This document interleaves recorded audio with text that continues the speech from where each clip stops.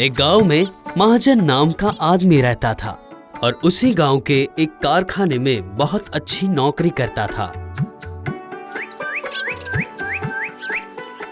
और उसकी बहन पद्मावती किसी और गांव में रघु के साथ अपना घर संसार बसा रही थी। पद्मावती जितनी सुंदर थी उतने ही सुंदर उसके गुण थे।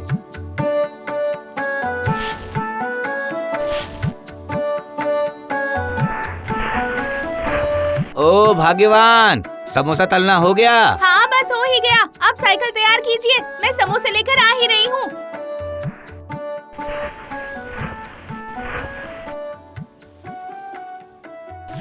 पद्मावती समोसे बनाती थी और उन्हीं समोसे को उसका पति रघु साइकिल में जाकर गांव में बेच कर आता था।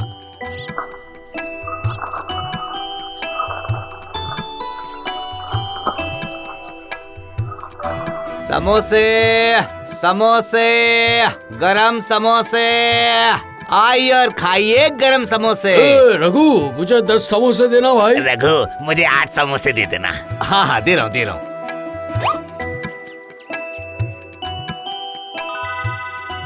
समोसे, गरम समोसे। और इसी तरह रघु हर गांव में जाकर अपने समोसे बेचता था। समोसे बेचकर जो रघु पैसा कमाता था वो सारा का सारा पैसा वो घर लेकर आता था।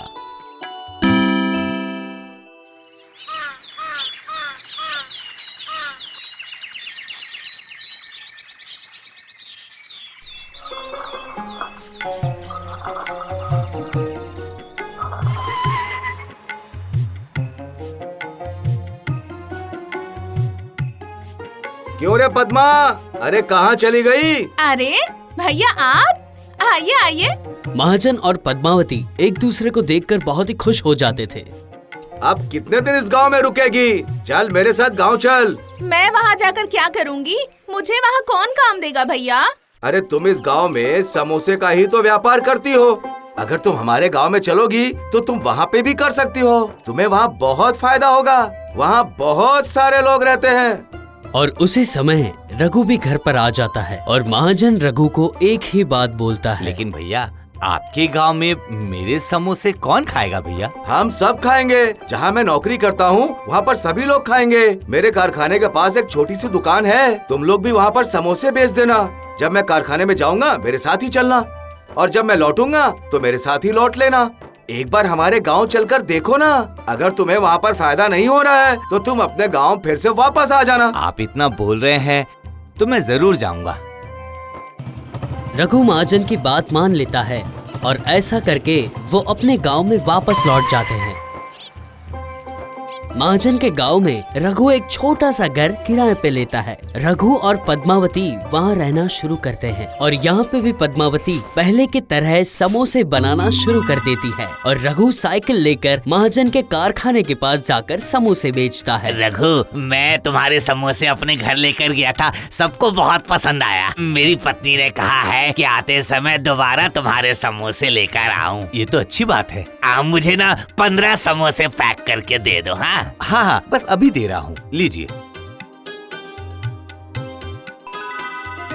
और इसी तरह रघु महाजन के साथ कारखाने पे आता था और समोसे बेचता था। धीरे धीरे रघु के समोसे पूरे कारखाने में बहुत ज्यादा फेमस हो गए थे और भीड़ भी लगती थी।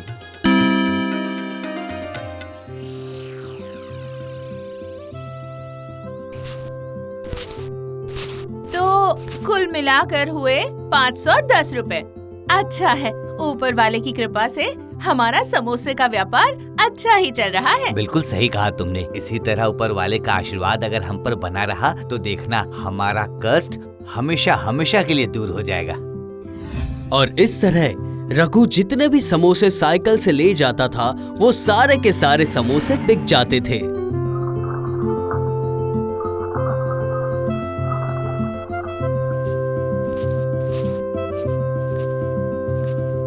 भाग्यवान, ये साइकिल से मैं समोसे नहीं बेच पा रहा हूँ। समोसे खरीदने वालों की भीड़ लग जाती है। सबको बहुत समोसे चाहिए होते हैं। मैं सोच रहा हूँ कि एक ठेला खरीद लेता हूँ, वहीं समोसे तलूंगा भी और बेचूंगा भी। क्या कहती हो? ये तो बहुत अच्छी बात है। इसके बाद तो हम अपने समोसे का व्यापार और भी बढ़ा पाएंगे। अरे इसलिए तो मैं बोल रहा हूँ, कल ही एक ठेला खरीद लेता हूँ।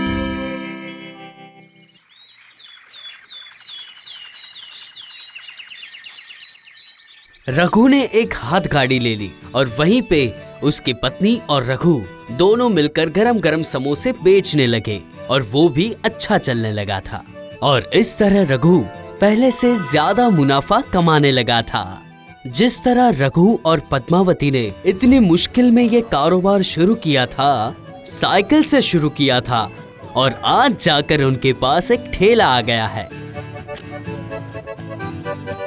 भाग्यवान, तुम अकेले समोसे तलते तलते थक जाओगी। मैं सोच रहा हूँ कि हम लोग समोसे तलने के लिए लोग रख लेते हैं। हाँ, आपने बिल्कुल ठीक कहा। आप सारा काम अकेले कैसे करेंगे? अगर 2 हेल्पर आ जाएंगे तो मैं भी आपके साथ रह सकूंगी। और इस तरह रघु और पद्मावती ने अपनी सहायता के लिए ठेले पे 2 जन को काम पे रख लिया था। फिर भी उनकी समस्या का समाधान नहीं हो रहा था। धीरे धीरे उनकी दुकान में ग्राहकों की संख्या बहुत बढ़ रही थी। पद्मावती और रघु उस भीड़ को संभाल नहीं पा रहे थे। जिन जिन ग्राहकों को समोसे नहीं मिलते थे वो उदास होकर वहाँ से चले जाते थे। नहीं, और संभाल नहीं पा रहे हैं हम लोग। जो समोसे खरीदने आते हैं, समोसे नहीं मिलने पर निराश होकर चले जाते हैं। हाँ, आपने बिल्कुल सही कहा। अगर इस तरह ग्राहक नाराज होकर जाने लगे तो इसमें तो हमारा ही नुकसान होगा ना। ग्राहक तो ऊपर वाले का रूप होता है ना। और अब नहीं, अब हमारे व्यापार को और बढ़ाना होगा। हमें इतनी भीड़ को संभालने के लिए एक बड़ी दुकान खरीदनी होगी, वो भी जल्द से जल्द। इस तरह रघु का छोटा सा कारोबार बहुत ही बड़ा होते जा रहा था। रघु और पद्मावती ने बहुत ही बड़ी समोसे की दुकान ले ली थी और दोनों ने ही समोसे बनाना शुरू कर दिया था। और कुछ ही दिनों में उन दोनों ने और 2 आदमी को अपनी दुकान पे रख लिया था। कुछ लोगों को वहीं पे समोसे खाने होते थे तो उनकी भी व्यवस्था वो लोग करते थे। जैसे जैसे समय बीतता गया वैसे रघु का व्यवसाय भी बढ़ता गया। जितने पैसे वो लोग बचाते थे उसे सही काम में वो लोग लगाते थे। एक दिन महाजन पैदल चलते हुए अपने कारखाने की ओर जा रहा था और उसकी नजर रघु की दुकान पे पड़ी।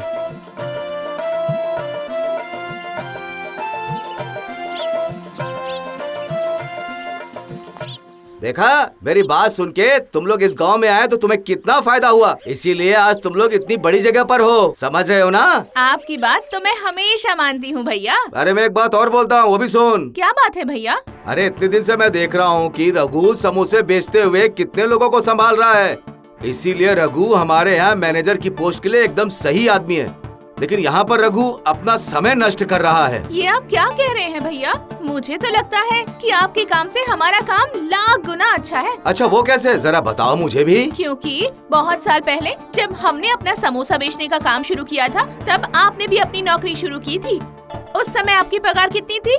10,000। और आप तो फिर भी 1 साल बाद मैनेजर बने हो। तब कहीं जाकर आपकी पगार 50,000 रूपए हुई है। और हमें देखो, हमारी 1 लाख से भी ऊपर महीने की कमाई है। हमने अपने भविष्य के लिए जो कुछ भी किया है बिल्कुल ठीक किया है भैया। अच्छा, कैसे ठीक किया, जरा बताओ मुझे भी। हमने बहुत कम पैसे में अपना व्यापार शुरू किया था। इस व्यापार को बढ़ाने के लिए हम दोनों ने खूब मेहनत की है। इस तरह का दुख, इस तरह की मजदूरी हमारे बच्चों को बिल्कुल नहीं सहनी होगी, बल्कि वो इस हमारे समोसे के व्यापार को और बढ़ाएंगे और इस व्यापार को और आगे तक लेके जाएंगे। और आपके बच्चों को तो शुरुआत से शुरू करना पड़ेगा भैया, लेकिन हमारे बच्चों को वो सब नहीं करना पड़ेगा भैया, क्योंकि तुम्हारे बच्चे तो आते ही मैनेजर की चेयर पर नहीं बैठ सकते ना।